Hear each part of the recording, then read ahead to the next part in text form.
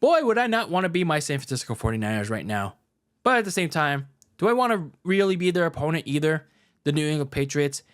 Well, let's talk about it. Let's talk about the 49ers' upcoming Week 4 matchup in this 2024 campaign against the New England Patriots. The Niners coming home from a crappy 2-game road trip from Minnesota, and they're home away from home down in Los Angeles against the Rams. Yeah, not exactly the best 2-game stretch for San Francisco to start off this campaign after coming off a home win against the New York Jets. So, yeah, not exactly the best stretch for San Francisco, but we'll talk about it when we get there. And all the emotions riding high for the faithful and myself. But, yeah, let's first talk about their opponent, the New England Patriots, coming in as the 49ers' first opponent in this second stand of the home stretch. So, the New England Patriots, they got a new head coach in Jared Mayo, the former linebackers coach turned head coach, the successor to Bill Belichick, the longtime head coach. I know, a lot of things in your cake right there and there. So anyway, they got a new head coach in Jared Mayo. So this Patriots squad is a rebuilding one at that. They have a rookie quarterback in Drake May, the 3rd overall pick, but right now, starting there is Jacoby Brissett. We'll talk very briefly about Jacoby Brissett in a bit because right now, the Patriots are also sitting at 1-2 because of the fact that even though they got an upset victory over the Cincinnati Bengals, they lost 2 straight in a nail-biter against the Seattle Seahawks at home, and then they went on the road in the first of 2 to face the Jets, but unfortunately, they got their butts whooped very recently, only on Amazon Prime Video, 24-3 in, well, not an exactly exciting game. Jacoby Brissett, going back to him, he didn't really play a great game. He played really bad, but at the same time, that supporting cast, which is why the Patriots are in a rebuilding situation, especially that offensive line is doing him no favors. He took a lot of hits. He got sacked a lot. And it goes back to my point about Drake May. Do you really want to put him in that situation right now? Do you really think it's a good idea this early in the season to put Drake May in that spot where Jacoby Brissett is basically gonna be in that position right now, and you want to insert in Drake May like everything's gonna be fixed?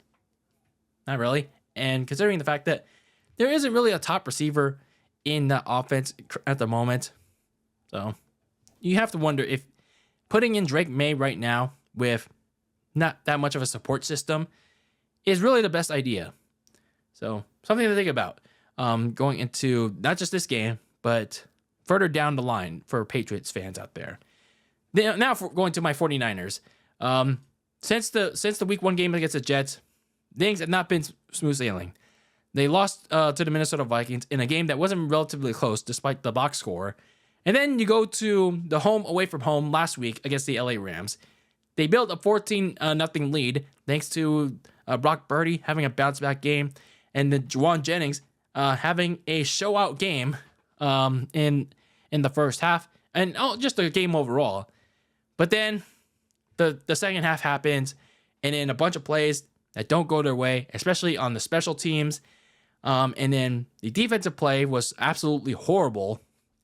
That was that wasted away Juwan Jennings and Brock Purdy's really good day and allowed the Rams to come back from a 10-point lead and eventually allowed the Rams to beat the 49ers 27-24. So pretty unfortunate stuff there. Like, I was seriously heated about that one. The defensive coordinator, Nick Sorensen, called an absolutely horrible game. And the players, they didn't do exactly well in coverage either. And there was a couple of particular plays in special teams that they did pretty horribly on. Like allowing that big punt return. Like, why the hell? Like, what happened there? And then, yeah, Ronnie Bell dropping the ball, literally dropping the ball on offense, like with essentially the game on the line, and he drops the ball. Great, just great. So you want to talk about being humiliated and embarrassed? In just like the second time in like 6 months. There you go. One of the most recent ways the 49ers did such right there, wasting away another great performance too by Juwan Jennings, and yeah, First, it was the Super Bowl where had the Niners won at, and had they actually finished the story like they're supposed to, like pulling a Cody Rhodes. How many times do I have to say it? Pulling a Cody Rhodes, pulling the Liv Morgan from King Queen of the Ring. Relax. No, they got to waste it again. They got to waste it again in week 3. So, yeah, they wasted another great performance, and now they got to just move on. And, well, how can they move on when they're where there's this new story about Brandon Ayuk not wearing the right clothing? Like, I saw that on my timeline. It's like, what are we doing here? What is Brandon Ayuk doing, man? I mean, yeah, it's very trivial, but it's just like, wear the right clothes. Like, wearing red shorts when everyone else, when the dress code is like black shorts. It's just like, don't be stupid. Like, just listen to the man. It's like what are you trying to prove here? That you got these nuts? I don't know. It's like, Brandon Ayuk, how about you focus? How about you focus on actually, getting back in rhythm with Purdy. Getting back in game rhythm so we can actually win something for once. Since week 1. It's like, he has no room to talk shit with players against that are on the Rams after they had just lost, and now he has no room to do this shenanigans with the red shorts over his black shorts. Like, what are we doing here? So anyway, now that I'm like already fired up again, let's talk about the injury report going to this game for both teams. In contrast for the 49ers, the Patriots are going into this game kind of relatively healthy per se, except on the offensive line, which was their main weakness on why they got beaten up by the Jets. For the Patriots, their tackles, veteran Lowe and guard Michael Jordan, they haven't practiced with knee and ankle injuries respectively.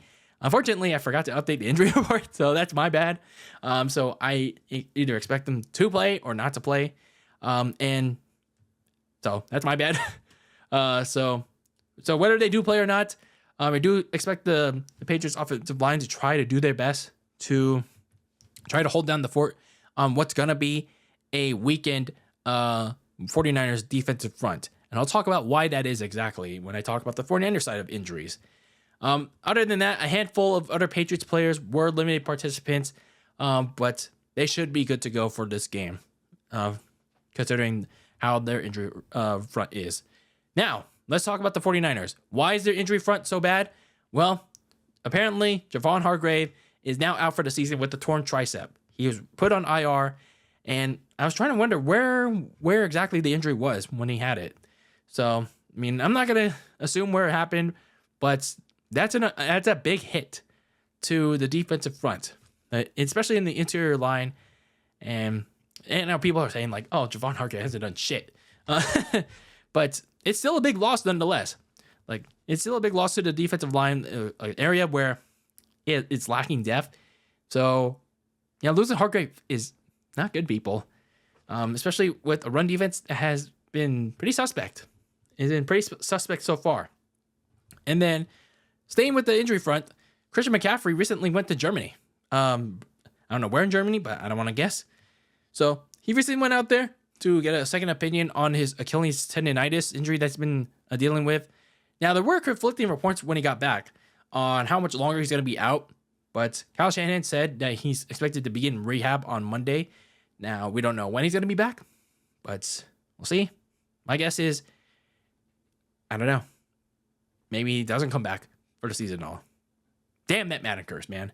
Damn being on the curse of Madden. That shit does not do anything good for you.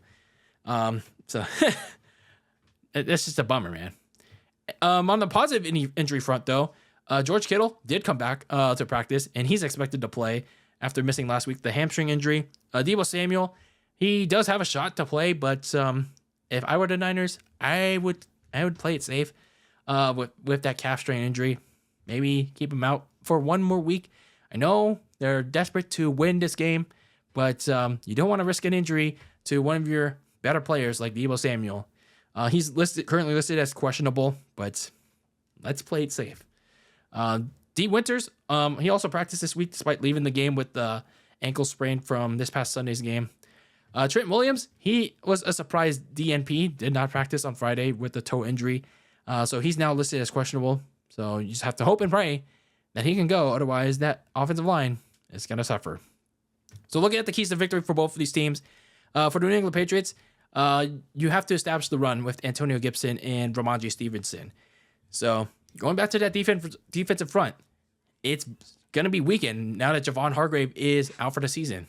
So for the Patriots, that passing attack for them is not going to be, I wouldn't say all that great, but the Niners defense on the passing defense is very 50-50 at the moment. But what the Patriots can do, they can surely pick on the ground. They can pick on the Niners on the ground, like I said, with their run defense, with the defensive front being weakened now.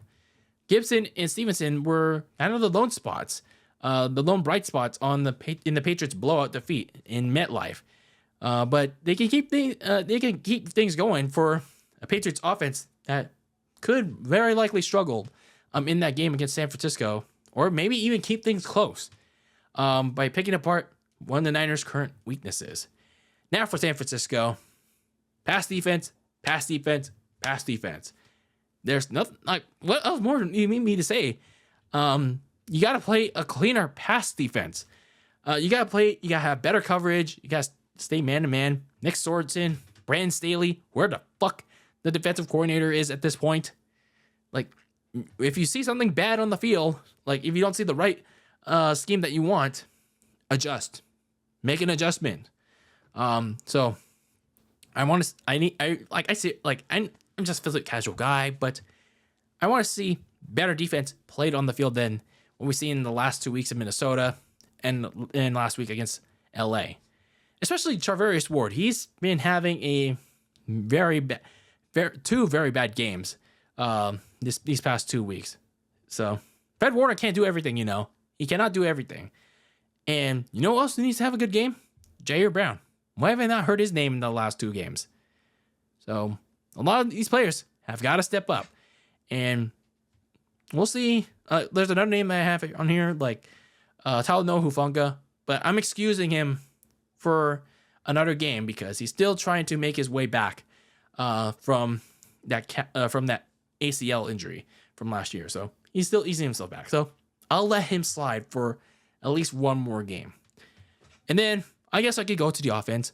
Brandon Ayuk, please reappear. Stop with this shorts agenda that you're trying to pull at practice.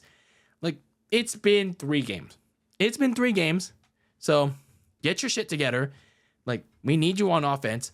And we're getting George Kittle back, but Jawan Jennings have stepped up. But you're still out there, and Purdy for some reason can't find your ass. So we need you to reestablish your chemistry with Purdy ASAP. This has to be the game against a Patriots team that isn't particularly that good. If you can make them that good if you don't play. So Brandon Ayuk, step up and acknowledge Brock Purdy. Like, I love you. Brock Purdy, I love you. Like Solo Sikoa loves Jacob Batu. Oh, wait, it's the other way around. I messed that up. But anyway, you get the point. The Niners need to have this one. They need to have this game to get back to 500, go 2-2, and get back on track. Because after this game, it's not going to get any easier.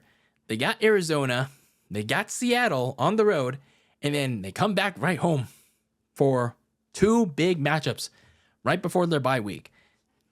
The Chiefs in our Super Bowl rematch, and then the Cowboys on Sunday night.